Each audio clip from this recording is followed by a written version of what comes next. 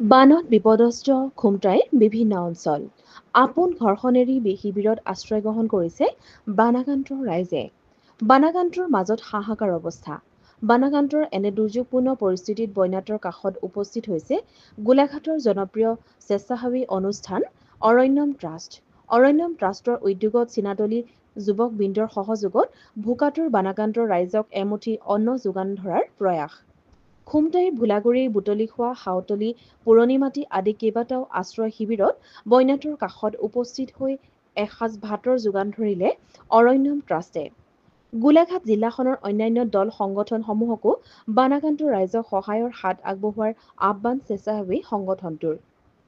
ধনশিৰি নদীৰ যি ভয়াৱহ বান পৰিস্থিতি, এই বান পৰিস্থিতি আজি 4টা দিনত ভৰি দিলে আৰু 4টা দিনত আমি যদি চাওঁ গোলাঘাট জিলাখনৰ বিশেষকৈ খুমটাই বিধানসভা সমষ্টি এবাৰ বেছি ক্ষতিগ্ৰস্ত হৈছে। গোলাঘাট আৰু খুমটাই বিধানসভা সমষ্টি, গতিকে খুমটাই বিধানসভা সমষ্টিত ইতিমধ্যে অৰণ্যম ট্ৰাষ্টৰ ফালৰ পৰা আজি বানাকান্তসকলক কিছু আহাৰ যোগান ধৰা হৈছে।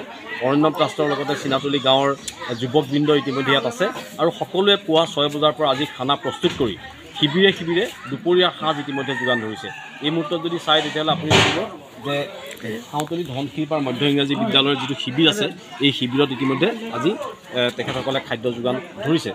আৰু ইয়াৰ জৰিয়তে মই এটাই কথা ক'ব বিচাৰোঁ যে খাদ্য যোগান ধৰি হয়তো কোনোবাই ক'ব যে খাদ্য যোগান ধৰি প্ৰচাৰ চলাইছে, তেনেকুৱা কথা নহয়।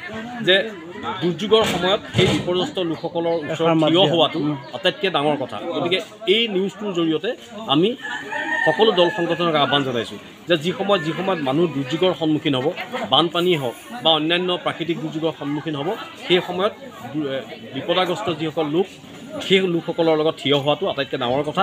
আৰু সেইকাৰণে আজি অৰণ্যম ট্ৰাষ্ট আৰু চিনাতলীৰ যুৱকবৃন্দ শিবিৰে শিবিৰে প্ৰায় এতিয়ালৈকে আমি 3টা-4টা শিবিৰত খাদ্য যোগান ধৰা হ'ল আৰু আমাৰ খাদ্য ইতিমধ্যে প্ৰস্তুত হৈ আছে।